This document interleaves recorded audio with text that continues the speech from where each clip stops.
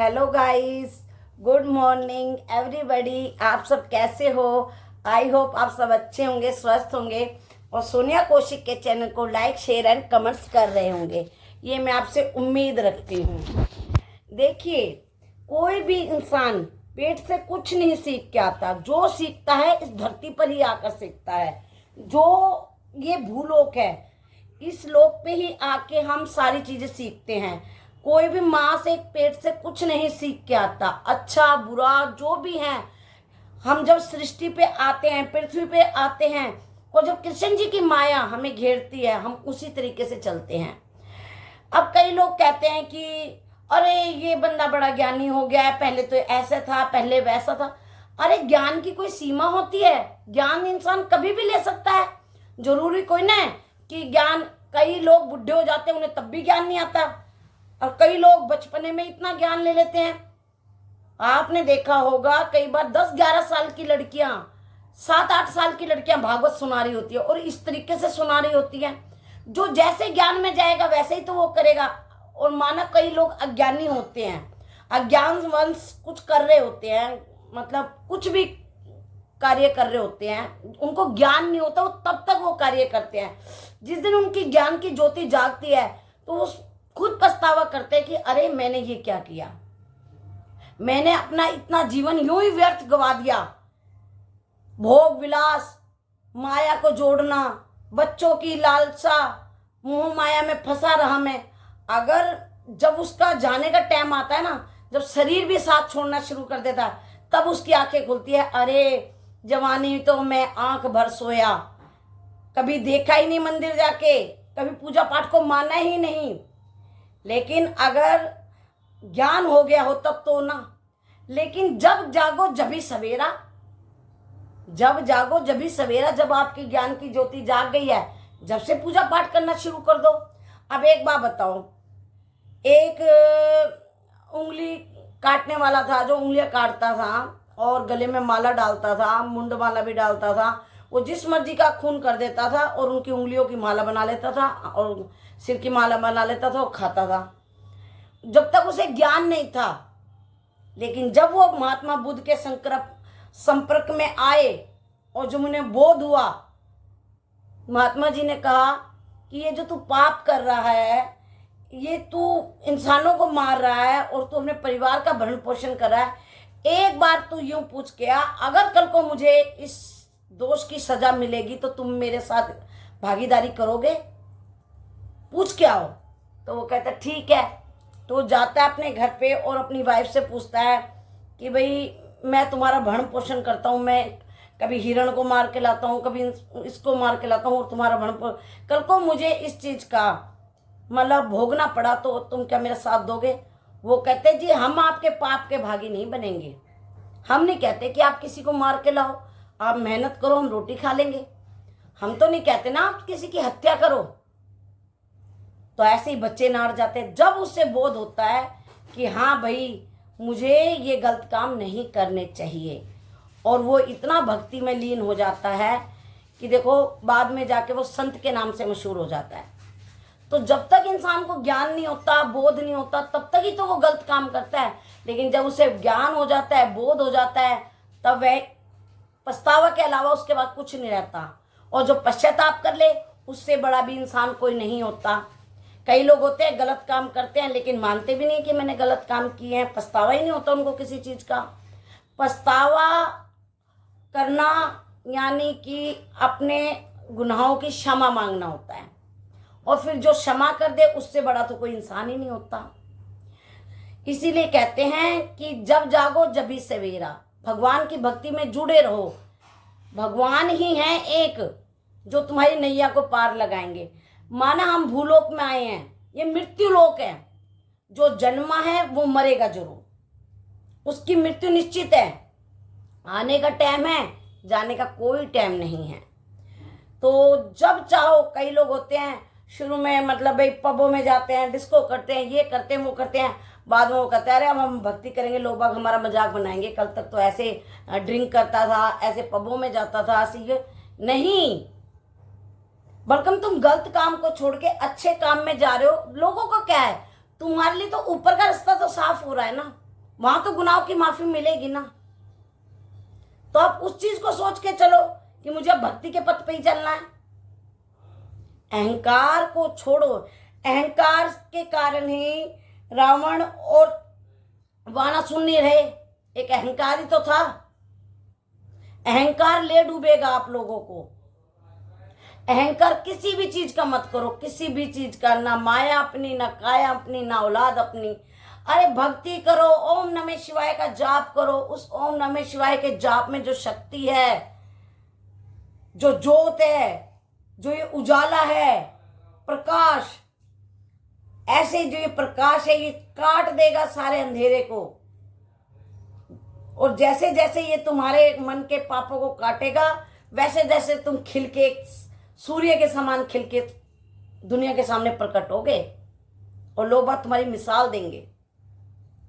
लोग बाग, मैंने फिर कहती हूँ कि पेट के मास्के से कोई नहीं सीख के आता, जो आता है धरती पे आके सीखता है, अच्छा भी और बुरा भी।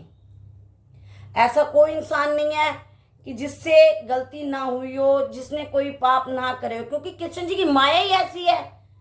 माया ही आते घेर लेती है संसार में और मायावंश ये सारे गलत काम हो जाते हैं। लेकिन जब अगर वो तुम्हारा माया का पर्दा हट रहा है और तुम्हें ज्ञान हो रहा है, बोध हो रहा है, तो तब तो भक्ति करो। जितना जीवन है उसको फिर ये कह दो, प्रभु ये जीवन आपका, आज के बाद मैं ना किसी का कुछ नहीं, सिर्फ आपका नाम, आपका सुमरन, आपका ध्यान। जो ज्योति में से हम उत्पन्न हुए हैं, ज्योत एक निरंजन है, जो उसमें से हम उत्पन्न हुए हैं। अभी हम बोल रहे हैं ज्योति तो है, ये ज्योति ही निकलेगी, वो कभी नहीं मरती। ये शरीर मर जाएगा हमारा, ज्योति ने निकलना है, ज्योति में मिल जाना है। ज्योति ने फिर दूसरी बॉडी तैयार कर रखी होती है, दूसरा वस्त्र तुम्हारे लिए तैयार कर रखा होता है। कई बार हम मरे का इतना दुख बनाते हैं कि अरे वो चले गए, वो चले गए। मैं अपनी ही बताती हूँ, मैं आप बीती बताती हूँ अपनी। आप यकीन मानो या ना मानो, लेकिन मैं सच में बता रही हूँ, मैं अपनी बीती बता रही हूँ। मेरी मम्मी के हम 5 बहनें थे और हमारे भाई होते थे, गुजर जाते थे। 5वें नंबर पे मैं हुई, मेरे बाद 2 भाई हुए, उनमें से भी एक गुजर गया। तो सारी जिंदगी मम्मी ने, कम से कम भी मम्मी के 3-4 लड़कों को खत्म किया गया। और तो भाई गुजरते चले गए और मम्मी का ये इतना बड़ा दुख था। फिर उसके बाद हमारे एक भाई आया हुआ, हम 5 बहनें थी, घर अच्छे से, इसमें भी हमें संतुष्टि दी कि चलो बहनों के सर पे भाई का हाथ है, तो इसकी भी हमें बहुत खुशी हुई थी। उसके बाद मम्मी ने हमारी जैसे शादियां करी सबकी। हम गरीब परिवार से थे, मम्मी ने लेकिन लड़कियां सारी अच्छे घरों में और अपनी हैसियत के हिसाब से मतलब ब्याह दी, संस्कार देकर। धन नहीं था, संस्कार थे। तो मेरे जियाजी की, मेरी बहन 19 साल की विधवा हो गई। उसके 2 बच्चे थे, छोटा बच्चा 6 महीने का और बड़ा बच्चा 2.5 साल का था। आप यकीन मानिए, मैं इतनी पूजा पाठ करती थी भगवान की। मेरे पापा मोहन राम को मानते थे तो मैं बहुत पूजा करती थी। लेकिन जब मेरे जियाजी की डेथ हुई, मतलब उनको घर कुंभों ने चक्कों से मार दिया था खेत के अंदर, और मेरी बहन जवानी में विधवा हो गई, और जो मेरी मम्मी रोई, जो मेरी मम्मी का रोना निकला, तो बचपना था ना, बोध नहीं था, ज्ञान नहीं था, तो मुझे इतना बुरा लगा, इतना बुरा लगा, मुझे भगवान पे इतना गुस्सा आया, इतना गुस्सा आया कि मैं रो रो के घर भर दिया। और मैंने कहा भगवान है ही नहीं। मेरे पापा इतनी पूजा पाठ करते हैं, 24 घंटे पूजा पाठ घर के अंदर। हमारे हर महीने कीर्तन होता था घर में। इतना कष्ट देने के बाद भी मेरे पापा माला जपते थे। हम पंडित हैं तो माला जपते थे, कभी भी सुमरन ध्यान नहीं छोड़ा पापा मम्मी ने। और जो मम्मी का रोना निकला, मैंने मंदिर की फोटो तोड़ दी गुस्से में आके, कृष्ण जी भगवान की मूर्ति तोड़ दी। मैं कहा ऐसी माया, जो तेरा भक्त है उसी की परीक्षा, तो भगवान तू है ही नहीं, आज के बाद में तुझे देखूंगी भी नहीं। भगवान से लड़ पड़ी मैं, और मैंने पूजा पाठ सब छोड़ दी। मंदिर में देख के तो मैं मुंह टेढ़ा कर लेती थी, और मैं नास्तिक बन गई थी, पूजा पाठ छोड़ दी थी। लेकिन जब मुझे एक दिन सपन आया, मतलब मुझे सपना आया, मेरी शादी हो गई, शादी होने के बाद मेरे हस्बैंड पूजा पाठ में थे, वो भोले बाबा को मानते थे, लेकिन मैं तब भी पूजा नहीं करती थी, तब भी मैं भगवान को नहीं मानती थी कि इसने कभी अच्छा किया ही नहीं किसी के साथ। ऐसे ऐसे करते मतलब, लेकिन मेरे मन में ना दया धर्म रहती थी। किसी को मैं आत्मा दुखती नहीं देख सकती थी, किसी का दर्द नहीं देख सकती थी, किसी के दुख में खड़े पूजा नहीं करती थी, लेकिन किसी के दुख को देख के उनके पास खड़ी हो जाती थी, उनके दुख को बांटती थी। तो एक दिन ऐसे ही करते करते मुझे सपन आया, और सपन आया कि तूने भक्ति क्यों छोड़ी। तो मैं उनसे कह रही कि तुमने ऐसा किया, मैं भगवान को नहीं मानती। भगवान ने जो मुझे उस टाइम सपने में फिल्म दिखाई, तो उसके अनुसार तो जो बहन के साथ हुआ वो सही हुआ। क्या हुआ, एक सेठ था, उसने एक लड़का गोद ले लिया, और गोद लेने के बाद कुदरती ही वो लड़का 5 साल का, 7 साल का, 8 साल का हुआ। ऐसे करते करते वो 12 साल का हुआ। तो 12 साल बाद उसी के प्रताप से सेठ के दूसरा बच्चा हो गया। अब जब दूसरा बच्चा हो गया तो उसकी बीवी को ये दुखने लगा कि भाई ये जजात में हिस्सा ले लेगा, तो उसने कहा इसको मरवा दो। अभी वो लड़का 25 साल का था और यौवन अवस्था में था, तो शादी की उम्र थी, लेकिन नर्स से उन्होंने इंजेक्शन लगवा दिया जहर का, उसे पैसे देकर मरवा दिया उन्हीं माँ बापों ने, और इंजेक्शन लगा दिया नर्स ने, और बात दफ़ा दफ़ा हुई, और जैसे तैसे पैसे से वो हो गया, और वो लड़का मर गया। तो अगला जन्म जब हुआ तो उन्हीं की जजात के पीछे वही बेटा उन्हीं माँ बाप के अगले जन्म में जन्मा, और वो हमेशा बीमार रहता था, हमेशा बीमार रहता था। और प्रॉपर्टी इतनी थी कि घर कुंडों ने क्या नाम है,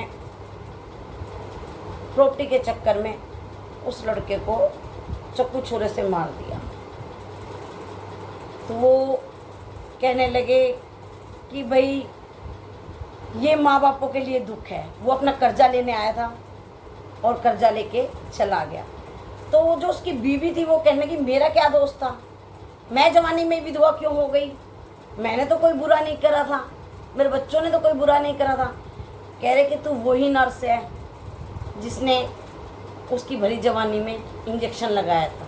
कहा तुझे पता चलना चाहिए कि तेरा पति गया, तुझे पता चले कि जिसकी आयु थी वो अल्पायु में चला गया इंजेक्शन लगाने का। तो तब मेरी आंखें खुली कि ये कर्मों का हिसाब है, कोई पिछला कर्म था जो इस कर्म में वो हुआ। और तब से मैं धीरे धीरे भोले बाबा में मेरी आस्था हुई, और भोले बाबा में मेरी इतनी आस्था होती चली गई कि अगर कोई मुझे कहे भोले बाबा के लिए प्राण त्याग दो, तो मैं आज भोले बाबा के लिए प्राण त्याग सकती हूँ। उस ओम नाम में मिलना चाहती हूँ। संसार मुझे झूठा लगता है, ओम नाम मुझे सत्य लगता है, आप यकीन मानना। लेकिन मैं नास्तिक थी, मैं पूजा नहीं करती थी। आज लोग भाई यही कहेंगे कि कल तक तो ये पूजा नहीं करती थी और आज प्रवचन कर रही है। प्रवचन करने का मतलब ये नहीं कि मैं ज्ञान बांट रही हूँ, नहीं, मैं अपने आप बीती अपने बता रही हूँ। मैं नहीं कहती कि कोई मेरे ज्ञान को सुने या मैं तो अपने जो मेरे साथ बीती हुई है मेरी ज़िंदगी में वो आपके साथ शेयर किया है कि मेरी भक्ति के प्रति लो ऐसे जाती। तो कोई पेट से नहीं सीख के आता। जब मुझे बोध हुआ कि भगवान जो करता है वो अच्छा ही करता है, अब मैं एक ही शब्द भगवान के लिए बोलती हूँ, मेरे साथ अच्छा हो बुरा हो कुछ भी हो, मेरे को बस यही रहता है भगवान आपकी अच्छाई में तो अच्छाई है ही, आपकी बुराई में भी कोई अच्छाई होगी। तो अब मैं भगवान को कभी नहीं कोसती, और मैं कहती भगवान बस अपने चरणों में अपनी भक्ति में मुझे लगाए रखना और मेरे परिवार को लगाए रखना। जो मुझे ज्ञान नहीं था और मैंने अज्ञानवश इतना समय बिना भक्ति के निकाल दिया, तो आज उस चीज़ के लिए मुझे अफसोस है।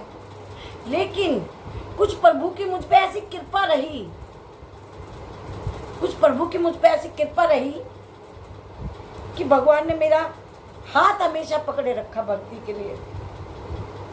और वो कैसे पकड़ा हुआ था पता है? कहते हैं जहाँ दया होती है ना वहाँ धर्म होता है, और जहाँ छल कपट दूसरे के प्रति पाप देश भरा होता है वहाँ पाप होता है। तो भगवान को शायद मेरी यही भक्ति पसंद आई, और जो उन्होंने मुझे मेरा हाथ पकड़े रखा। मैं बस आप लोगों से यही कहूँगी, भक्ति करो, भक्ति में बहुत शक्ति है। भगवान कभी किसी का बुरा नहीं करते, भगवान को कभी मत कोसो, वही तुम्हारी नैया को पार लगाएंगे। जैसे मेरी नैया पार लगाई है, ऐसी भगवान सबकी नैया पार लगाए और अपने चरणों से लगाए रखे। अब बस मैं ये चाहती हूँ मेरा एक दिन भी होना वो भोले बाबा के नाम के बिना ना शुरू हो ना अंत हो। जो मेरे कृष्ण जी के प्रति मेरे में दिल में नफरत थी, आज वो प्यार में बदल गई। सिर्फ उन्होंने जो मुझे दिखाया कि देखो ये कर्मों का हिसाब ऐसे है, तुम्हारे लिए गलत है लेकिन मैं जो करूँ वो सही है। तो भगवान मुझे क्षमा करें। आप लोग भी भक्ति से जुड़े। कोई ज्ञान पेट से नहीं सीख जाता। ये मत सोचो कि मैं कल कैसा था, मैं दारू पीता था, मैं गलत काम करता था, आज भक्ति करूँगा तो लोग क्या कहेंगे। नहीं, तुम भगवान के चरणों में हाजिरी दो। लोग बागों का काम है अच्छे की भी बात बनाना, बुरे की भी बात बनाना। ठीक है, आप सब ओम नमः शिवाय का जाप करो, भक्ति में लग जाओ, वही नैया पार लगाएगा। अगर मेरे विचार पसंद आए हो तो प्लीज़ मेरे चैनल को लाइक करना, शेयर करना, कमेंट्स करना। मैं सोनिया कौशिक मिलती हूँ अगले ब्लॉग में।